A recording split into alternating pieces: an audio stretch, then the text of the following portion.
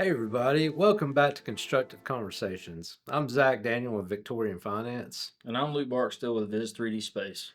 So, today's episode is just for buyers, not sellers, investors, builders, just buyers. Because the most common question I hear right now isn't about rate or credit or inventory. It's the one question: should I wait or should I buy? And the problem is, most people are asking that question emotionally instead of strategically. So today we're going to slow it down and talk through how buyers should actually be thinking about the market. Yeah, and from a construction and like real estate standpoint, I really like this conversation because, waiting is not wrong. People think that it is. It's really not. But if you're waiting without a plan, that's wrong. Buyers need clarity. Not a lot of pressure. Yeah. So, let's just talk real quick about why buyers feel that frozen mentality. Why are they waiting? Yeah, I mean, so fear of, is this the right time? Should I jump in the market right now? I've heard rates are gonna drop. Maybe I should wait. I Mhm. think you're getting a lot of that right now. We have people coming in, designing houses, getting bids that are weighing the options, Yeah. and a lot of times it's not that where do I need to be conversation. It's where's the market at conversation, and that doesn't really necessarily matter to your personal situation quite as much as like Yeah. where you No, stand. you're right. Because most people are still trying to live in a comparison. They're wanting to compare today versus 2020, 2021, Oh where man, yeah. interest rates were, you know, at an all-time low. Yeah. And yeah, they are higher right now, but buyers also have more leverage right now than they did back then. And there's not as much competition. Because I don't know about you, I bought a house in 2021. Right.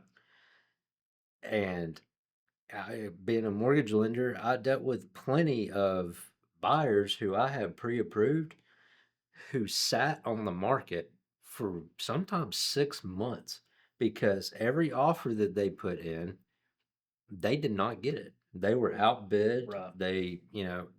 Everyone was going over asking price. You had to write little letters to try to sway sellers Yep. into going with you. And I'm going $100,000 Yeah, over dude. your asking price. Please let me have it. I actually had one of those deals where a buyer we had wrote a letter Yeah. to the seller, and it actually won us the offer on the whole thing. But that was a wild time. I mean, it Yeah. really was, and you just don't see that right now. But people are anchoring themselves in like this past prices. Used to, when we first started designing houses for people, we would tell them it's $100 a square foot. Hmm.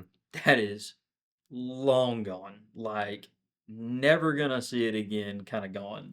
Yeah, I mean, just where inflation is and what it actually costs to buy the supplies, you No. can't build a house for that. No, you absolutely can't. I mean, I would say even on like for custom homes. Now track homes are a little bit different because they can buy bulk stuff, but like on custom stuff, you're like a 220, 225 Yeah. on like the lower end. And then we've seen people, I mean, custom you can kind of spend what you want, right? And you can see it up in like the 400s per square foot pretty easily. It's not a big stretch like people think it is. That's Yeah. pretty easy numbers to hit. Yeah. Um, Also, like briefly talked about headlines, Yeah. really driving Yep. people's decisions. It's very emotional, but where headlines come in, and buyers will ask me all the time too. Well, should we wait? Should I wait to refinance? Right. Markets are supposed to drop, and well, yeah, it's true. The headlines are predicting that rates do drop, but Right. if you're looking to build something right now is the time to start because if we've learned anything from 2020, 2021, when those rates dropped, the market was flooded with competition and prices went up. Yeah. So if we start seeing rates drop, there's been so much pent up buyer's anxiety of wanting to get into the market that they're going to jump. as soon as those rates Well, start and that's on the dropping. that's buying houses that are pre-built. That's construction stuff too. I mean, builders only have so much backlog. Yeah. Like you can only do so much in a year. And so what's going to happen is those slots are going to get eat up. And so your great builders are going to go first. Your good builders are going to go second. And then in a hot market where people are just like jumping in, if you've got a builder who can start tomorrow in a hot market, they're either massive and have multiple project managers, or they're not a good or great builder. Like and right now, everybody's got availability. Yeah. Like everybody has got some form of availability. We're just now seeing some of our business partners in the building industry, like just now seeing some of them go, okay, it's going to be a year or so before I can touch anything. But that's just in the past couple of weeks, really. Yeah. Yeah, It's true. And I mean, jumping on it right now, and kind of talking about building, you're essentially kind of locking in that contract and locking in those costs now. yeah, Um, and then, the rate can change later. yeah. But you're not That's right. fighting with the competition now. The cute little saying that was going around for years now is marry the house, date the rate. Right, But that is right. absolutely true. Yep. And right now is really the time to take advantage of that because the market will be falling. Rates are lower right now than they've been since 2022. Right, And so let's stop sitting on the sideline and right. really move forward with that before it becomes too out of control and the prices go up. Yeah, it's strategic for everybody, and everybody's situation is a little bit different. But ultimately, right now is a good time to get going in your process. I mean, a build is 10 to 12 months, guys. You're not finding the rate today and going, oh, I'm gonna lock that in. Unless, of course, you're doing like a one-time close. But in most cases, you are I'm going to start this build process, and there's either a refi point or I'm going to close and flip the permanent at the end of this. So if you've determined, if you've done the due diligence and you determine that like right now is a good time, the rates falling 4 or 5 months from now isn't going to change the fact that right now is a good time for you to build.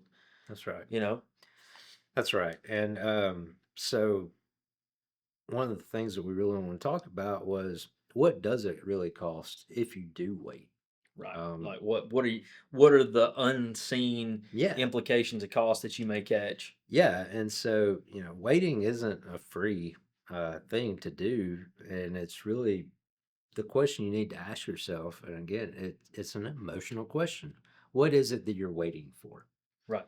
Are you waiting for rates to drop? Well, we've just said if rates drop, prices tend to go up.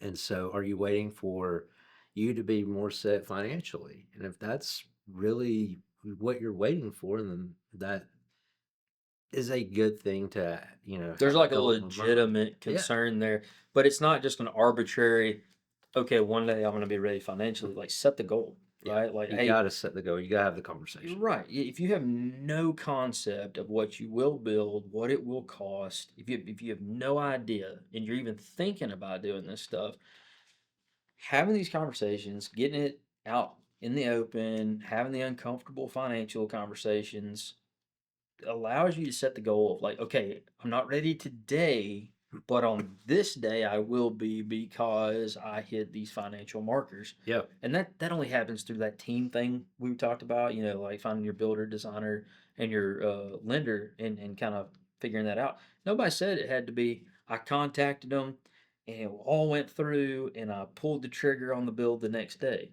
That's not No. necessarily how it works in most cases. A lot of times these are long drawn out relationships of, hey, we hit this roadblock, but we developed a plan to get around it, and I worked with my lender to get it done. And then now I'm back on track for the build. Hit this other roadblock, work with my builder to get around that. It's a lot of that. Yeah. No, it is. I had a buyer contact me today. Um, actually, I think it's the one that you sent me. Um, but they said that they wanted to plan on building Mhm. within the next 6 months. Right. Yep. And I said it's a great time to sit down and have that conversation because they wanted to go ahead and create their budget and create their financial picture so that they can be ready, and they wanted to start those conversations, and that's very important to do and something we've talked a lot about. Yeah, absolutely. You know, stuff that if you're like renting a house, waiting to build, you're just kind of throwing money into Hmm. this pit with rent, and so you're losing there. Yeah. If you own a house and you're looking to sell and start building equity in this other home, right? You're losing out on the potential equity over here.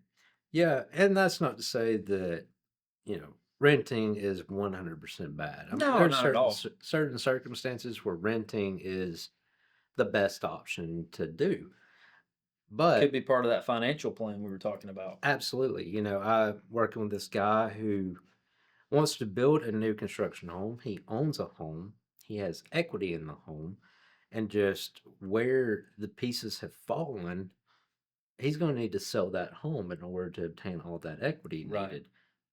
Renting is going to be his best option through construction.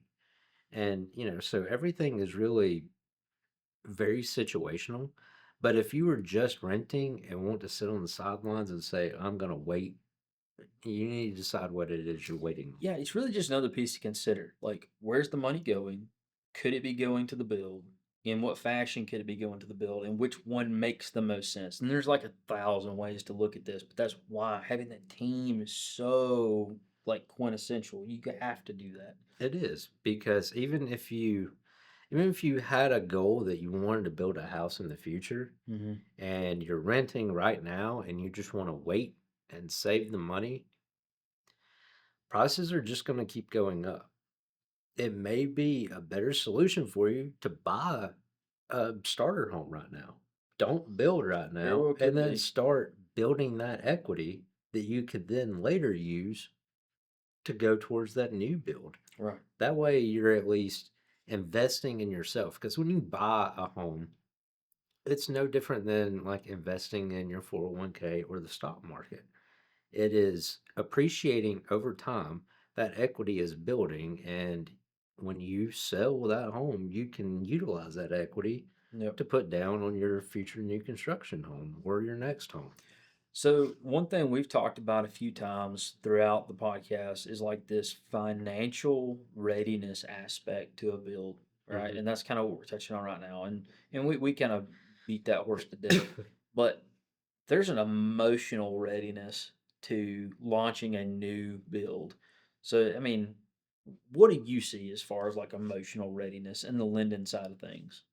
Yeah, I mean, it just is really does it make sense for your situation right now? Is the question that has to be asked. Because emotional readiness, I can tell you right now, like, I can be not emotionally ready to go buy new furniture right now. Like, Right. emotions really drive a lot of things for us. Uh, not to get just completely off topic, but like even like starting a family or buying a new car, like Mhm. there's huge financial questions that you ask that are driven emotionally. And so you just really have to train and change your mindset of what is it that you're actually waiting on. Yeah.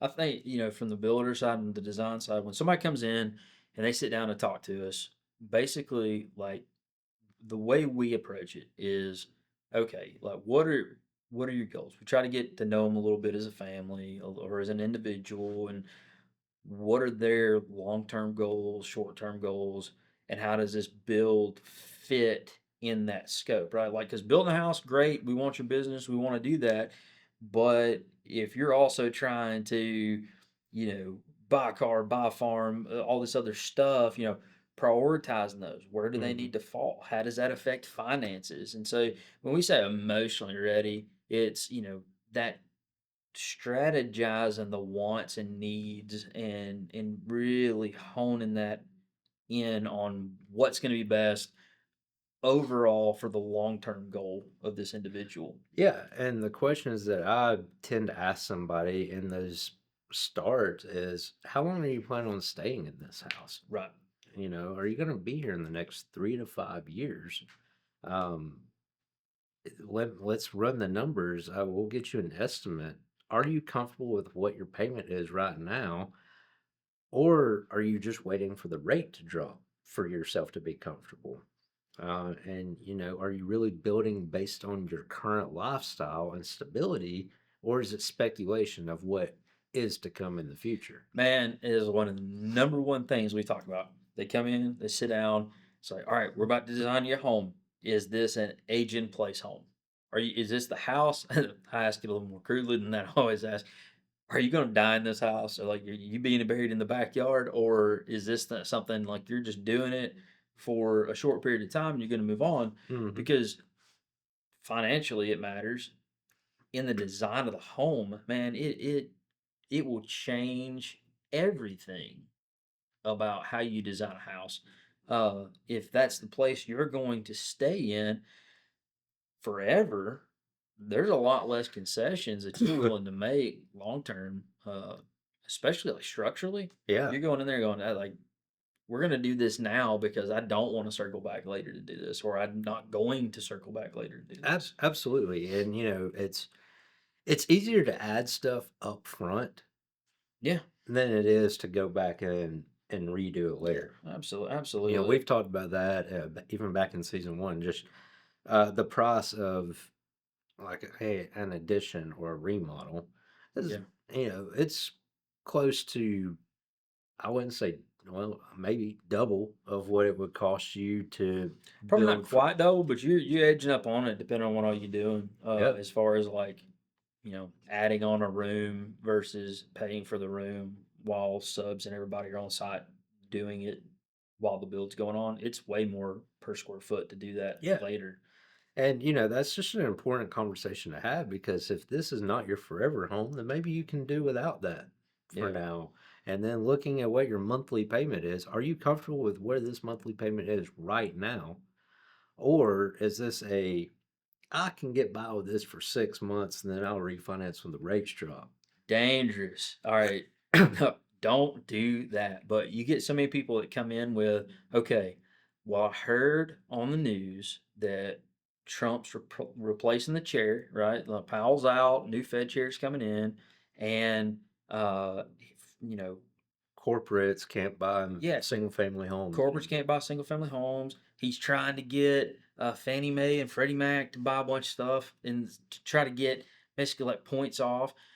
So I think he's gonna do it, right? Like that's the approach, and I hope he's gonna do it. I hope rates are gonna come down. Everybody says that, so I can swing it for a little while, and I'll hope to be able to refi. That's a bad approach. It is. It is. I, It will be great if we can get to that point. But let's be comfortable with where we are now and yeah, take advantage of that with a refinance be later. comfortable and then pleasantly surprised. Like So, don't do like it the other way. let's just go back a couple years. One of the big topics that was coming up was student loan forgiveness. Student loans are just going to be completely wiped out and Right, forgiven. You right. remember that conversation? Yep, I do. Has it happened? Not to my knowledge. No. So, whatever is in the headlines right now, it generates buzz in the market and it's great. And if those things happen, then, like you said, let's be pleasantly surprised and take advantage of it at that time, but don't wait for it. But that's a good point. All right. So, had you during that time said, okay, I qualify and I can go ahead and build and I can make the payment while I have my student loan, but it's gonna be tight. Like I can't do anything else. A car can't break, nothing can go wrong, but that's gonna be gone soon, right? Because it's gonna be forgiven. And then that doesn't happen and rates stay the same and or go up. And You're now, stuck in a tight situation, and now your car's going out. and then a car goes out. Well, now what are you doing? You're putting yourself in a very difficult spot that you don't really have to put yourself in. So just, Yeah. you know, being smart, buy based on your lifestyle today, right? I'm not telling you like live like so far below your means that you have to go buy you a tiny house and when you can afford this bigger home. That's not what I'm saying. I'm saying just be cognizant of what you're doing, plan, right? And just really focus on making decisions for today and then adjustments for the I guess the betterment of your payment like down the road. Yeah. Yeah. So, one thing that buyers do have right now that they didn't a few years ago when rates were low is negotiating power. They have leverage. They do have a lot of leverage right now. That's coming out in different ways. I know you deal a lot more with like the spec home type Yeah. stuff, and so if you want to speak a little bit to that, like pricing and concessions, Yeah. concessions are a big Yeah. thing with those guys. So buyers right now, uh, the leverage in pricing and concessions, you can negotiate that sales price. You can negotiate for sellers to buy your interest rate down, throw in that refrigerator, throw in blinds. But also being smart about it because well, let's talk production homes for a second. You go into a neighborhood where there's production homes, Hmm. and we talked about it a little bit on the last episode where the production homes are really like building their own comparables and being able to curb those appraisal issues that custom homes are seeing. Well, that is true because they don't want the values, they're not going to drop the price necessarily because it's going to hurt their future values. Right. But what they are doing is offering really high incentives to buy their homes. So where they may keep the price, let's just use real number and say they're keeping the price at 400,000 because, they've sold homes in that neighborhood and it's been appraising, but the market isn't really buyers are not seeking $400,000 homes right now. Right. So they're slow and having a hard time moving them. Rather than dropping the price to say 375 to where more buyers be interested, they're going to offer $25,000 and what they'll call flex money. What you can do with that is you can cover your closing costs if you're financing. You can lower your interest rate. You can put in enough privacy fence in your backyard. You Yeah. could, build that outdoor kitchen or the fireplace. It's almost just a cash allotment to like, hey, here's this incentive to buy this house at the purchase price. And what the benefit for them is they got one more house to justify their comps. Yep. They're showing movement on their development. Yep. So it's oh hey, a home sold over there. That's hot Yep. right now. And so there's a lot of incentive for them to do that. It's not just Absolutely. giving And it away. from a lender's side of things, you know, being able to utilize that money to buy discount points and Right. lower the interest rate goes so much further on your monthly payment than lowering the sales price. Because when you think about it, you can lower, if you buy down your interest rate and you lower your interest rate 1%, Right.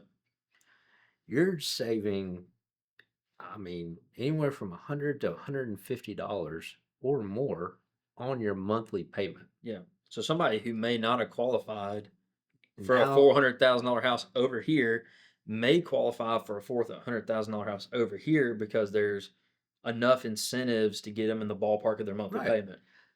right. But then let's flip it and say, well, I don't want to pay those discount points. That just goes away. It's prepaid interest and it's just That's right. gone. So if you take that 400,000 and you lower the sales price by that same money, let's say they spent $15,000 to lower your interest rate and they gave you the extra 10,000 to put in a privacy fence. Right. That's how you use your 25,000.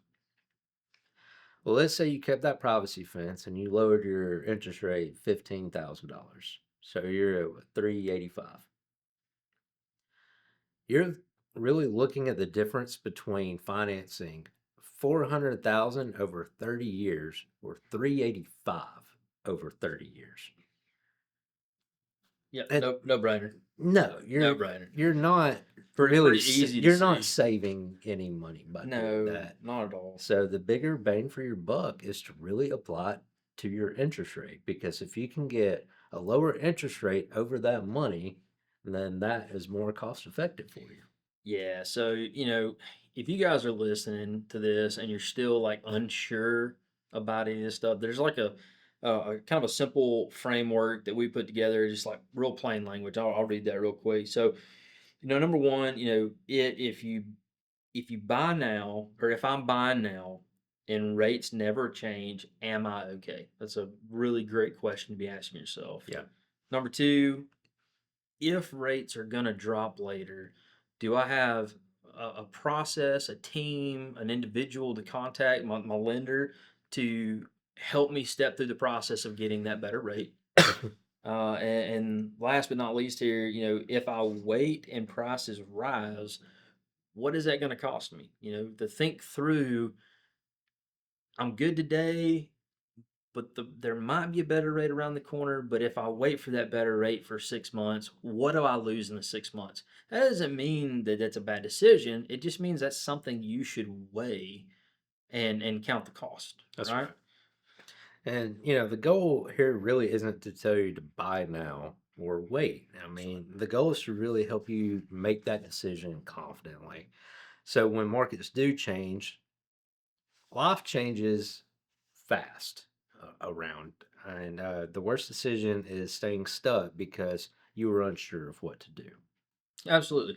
So if you're a buyer, you're a potential build client, anybody looking to do this kind of stuff, and you have any questions, feel free to contact us. You can get a hold of us through our Facebook accounts. We both have individual Facebook accounts as well as business accounts. We're both very responsive to those. Email, text, you can get our phone numbers by contacting us through email or Facebook. If you got any questions at all, just reach out to us. And appreciate your time. Look forward to seeing you guys again next time on Constructive Conversations.